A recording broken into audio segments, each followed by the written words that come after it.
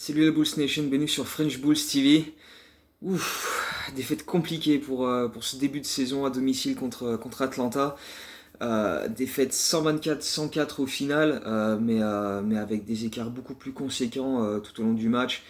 En même temps, quand tu encaisses 83 points en première mi-temps, que au milieu du troisième quart-temps, donc après 30 minutes de jeu, tu as déjà encaissé 100 points et qu'à un moment tu te retrouves à 108-68, donc 40 points d'écart alors que le troisième quart-temps n'est pas terminé, ça pique, ça pique. Donc dès l'entame de match, il y avait pas les efforts, il n'y avait pas l'énergie. Collectivement, on a galéré à être là, tout simplement, à répondre aux défis physiques. Euh, Comme je disais dans la vidéo d'hier, pour parler un petit peu de ce match, je parlais du fait qu'on devait reconnaître et exploiter les mismatchs tu vois, avec nos intérieurs qui doivent absolument poutrer les intérieurs adverses. Et on a très très peu vu ça, voire quasiment pas du tout. Et au contraire, Atlanta a été très très bon pour exploiter ces mismatchs et les tourner à leur avantage, en étant beaucoup plus agressif, en jouant plus vite, en prenant de vitesse vraiment et en allant provoquer intelligemment des fautes et des lancers francs. Trae Young, il a été excellent à ce niveau-là. Tu sais que si lui, tu commences pas à défendre sur lui dès qu'il passe la ligne du milieu de terrain, euh, c'est déjà trop tard. Soit il te prend en vitesse, soit il provoque la faute si tu viens trop vite sur lui.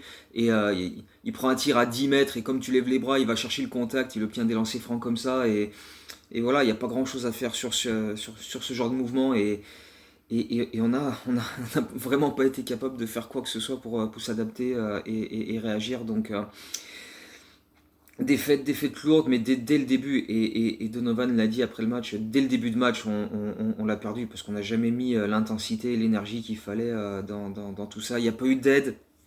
Défensivement, on s'est trop laissé embarquer dans du 1 contre 1. Il n'y a pas eu d'aide sur les drives. Et les rares fois où on l'a fait, bah après on n'arrivait pas à ressortir sur les mecs qui étaient démarqués et on s'est pris des 3 points dans tous les sens, dans les corners, des tirs libres.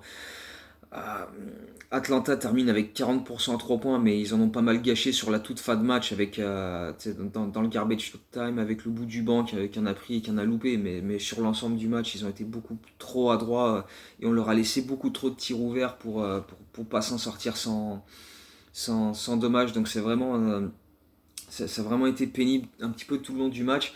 Offensivement aussi, on a été à des années-lumière de ce qu'on a vu en pré-saison au niveau de la circulation de la balle, du mouvement pour aider celui qui a le ballon. Il y a eu quelques cuts par-ci par-là avec Lavigne, avec Pat Williams un coup ou deux, avec Otto Porter qui a fait une bonne entrée. J'ai beaucoup aimé son match, mais je reviendrai en détail après sur les joueurs de manière individuelle. Mais globalement, j'ai trouvé qu'en attaque, on était trop impatient.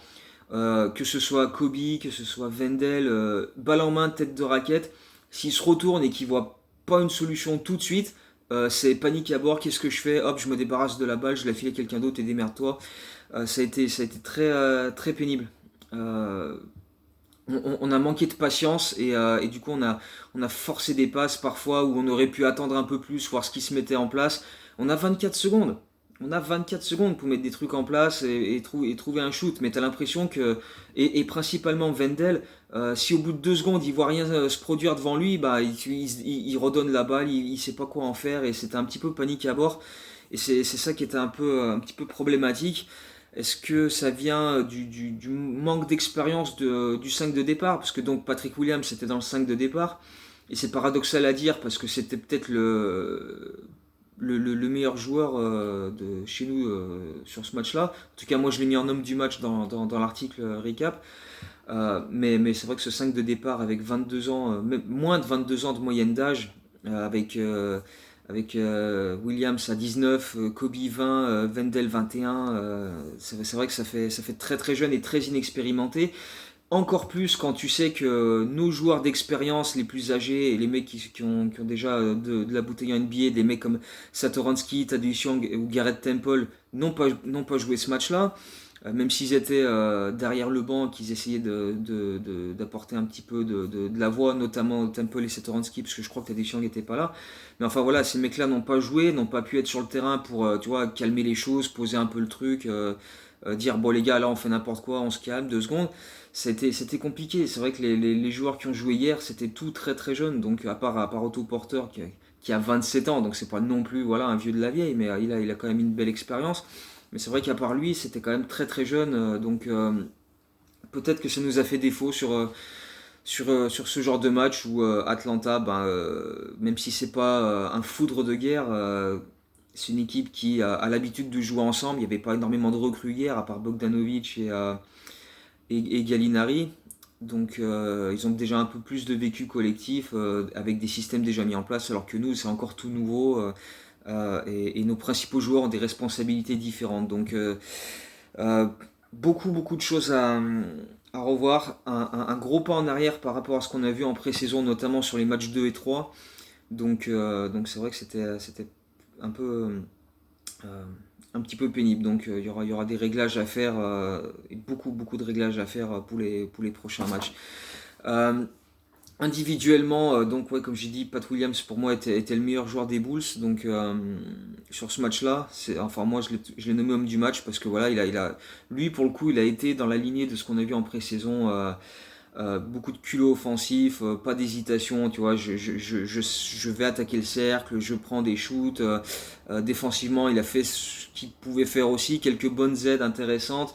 En 1 contre 1, il a pas vraiment trop mordu sur les feintes ou quoi, il a fait ce qu'il avait à faire, il a fait son taf quoi. Euh, Zach LaVine, s'il n'avait pas eu un problème de faute aussi rapide, et avec quelques fautes parfois un petit peu étranges, d'autres qui étaient méritées, mais d'autres qui étaient un peu étranges, notamment au début du troisième quart-temps, euh, parce qu'offensivement, il a été fluide. Quand il faut mettre des points, il le fait. Au début du deuxième quart-temps, il a vu que l'attaque était trop statique et que ça bougeait pas. Donc il s'est dit, je vais prendre le scoring à mon compte. Et je crois qu'il a mis 7 points de suite. Et il a fini avec plus de 20 points à 9 sur 19. Donc des pourcentages intéressants. Bon, sauf à 3 points, il a fait 1 sur 8. Mais en attaque du cercle, quand il fallait, il a été solide. Une ou deux bonnes passes aussi. Donc offensivement, oui. Après, trop limité par les fautes pour vraiment avoir un impact défensivement. Euh, et c'est vrai que au tout début du troisième quart-temps, les premières possessions du troisième quart-temps, on a vu des Bulls attaquer le cercle et on s'est dit, bah, ça peut être pas mal, tu vois, on met des paniers près du cercle. La toute première possession du troisième quart, c'est Kobe qui trouve Wendell en post-up sur Collins et lui met un lay-up sur la tronche à 1 mètre du cercle. Et tu te dis, putain, pourquoi on n'a pas vu ça plus souvent? Parce que c'est ça qu'on veut, exploiter les match-ups adverses, profiter, tu vois. Et non, en fait, non, ça a très peu duré, parce que derrière, la possession d'après, Zach LaVine attaque le cercle, qui est une faute de Collins. La possession encore d'après, même chose, sauf que les arbitres ont revérifié sur les ralentis, parce que le coach d'Atlanta a demandé son challenge, et ils ont renversé la décision, ils ont donné une faute à LaVine, on sait toujours pas pourquoi, comprends pas. Et après ça, c'est comme si les Bulls, ça les avait, tu vois, ça avait ruiné le moral. Ils se sont dit, bon, bah, de toute façon, même quand on fait ça, ça marche pas. Et du coup, ils l'ont plus trop fait. Et derrière, on est parti à moins 30, moins 35, moins 40. Et ma foi. Mais bon, même avant ça, on aurait dû, dès le début, attaquer le cercle. Mais bref. Pour revenir ouais, sur les perfs individuels, donc Lavigne, ouais, il a fait le taf offensivement. Après, il a été limité par les fautes. C'était un peu compliqué. Euh, Otto Porter, j'ai bien aimé son entrée, enfin ses entrées en jeu avec des rebonds offensifs, quelques paniers près du cercle. Défensivement, il a fait ce qu'il avait à faire, donc j'ai trouvé une entrée intéressante. Lui aussi dans la lignée de ce qu'il a montré en pré-saison. Wendell, ça a été compliqué encore, très peu impliqué offensivement, comme je l'ai dit. Beaucoup d'hésitation et d'impatience surtout. Prends le temps. Tu vois il se passe rien au bout de 2 secondes. Calme-toi, on a encore du temps sur le chrono, on n'est pas obligé de shooter avec encore 15 secondes sur le chrono. Tout va bien, pas de panique, tu vois, et ça a été trop, voilà, trop d'impatience. Donc voilà, calme, on se calme. Défensivement, il a eu un peu de mal aussi, et puis bon, un peu laissé tout seul aussi, parce que nos arrières n'ont pas franchement empêché ceux d'Atlanta d'aller attaquer le cercle, donc du coup, bon, c'était un peu compliqué. Défense très compliquée sur les pick and roll, donc c'est pas que de la faute à Wendell. Markkanen, offensivement top, super adresse. Meilleur scoreur, je crois, non non, Lacville a mis 22, je crois. Markkanen a mis 21 points, des super pourcentages, notamment à 3 points, je crois qu'il a fait 4 sur 6. Euh, et défensivement, une vraie passoire, quoi. Tout ce qui lui passe devant, ça filtre, il a rien arrêté, quoi. Il arrêterait pas une chaise, Markkanen, c'est impressionnant. Les mecs, ils lui ont pas. Et voilà, encore une fois, quand on parle de profiter des matchs favorables et les exploiter, Atlanta le sait que Markkanen en défense, bah, voilà, c'est pas fameux, et ben ils l'ont attaqué, ils en ont profité. Et on a vu ça toute l'année dernière aussi, donc voilà, il faut être capable de masquer ça un minimum, et c'est pas ce qu'on a réussi à faire hier soir, quoi. Il y a eu trop de moments en défense où Atlanta, tu vois, ils font circuler la balle à droite, à gauche. Alors nous, on fait des switches, mais au bout d'un moment, bah, y a un switch, le deuxième ou le troisième, tu vois, à force d'en faire, et ben on communique pas sur qui prend quel joueur. Et du coup, ben, il y a un mec qui se trouve libre, et Atlanta obtient un shoot totalement démarqué à ce moment-là. Et tu vois, donc, en fait, Atlanta nous a poussé à l'erreur, mais de manière extrêmement intelligente, en disant, voilà, sur la première passe qu'on va faire, ils vont switcher, ok. Sur la deuxième, ils vont switcher. Sur la troisième, ils vont switcher, mais il y aura un souci de communication, ils vont laisser un gars libre, et voilà, donc ils nous ont attaqué comme ça, et ils ont parfaitement exploité ça, donc crédit à eux. Même si Atlanta n'est pas un foudre de guerre et avec beaucoup d'absents, bah, ils nous ont torchés, donc voilà, bah, bravo à eux, ils ont fait ce qu'il y avait à faire. Euh, Markkanen, donc oui, Wendell c'était catastrophique. Euh, Mokoka fait de bonnes entrées. Bon après c'est voilà, avec les absences de Satoransky, Garrett Temple, Valentine, il a eu du temps de jeu à l'arrière, et il a fait de bonnes choses, notamment défensivement, mais même offensivement il a eu des bonnes attaques du cercle, etc. J'ai beaucoup aimé son énergie. Peut-être qu'on le reverra pas beaucoup parce que c'est peut-être pas le mec qu'on va forcément utiliser en premier dans les rotations quand tout le monde sera là. Mais sur ce qu'il a montré sur ce premier match, moi j'ai bien aimé.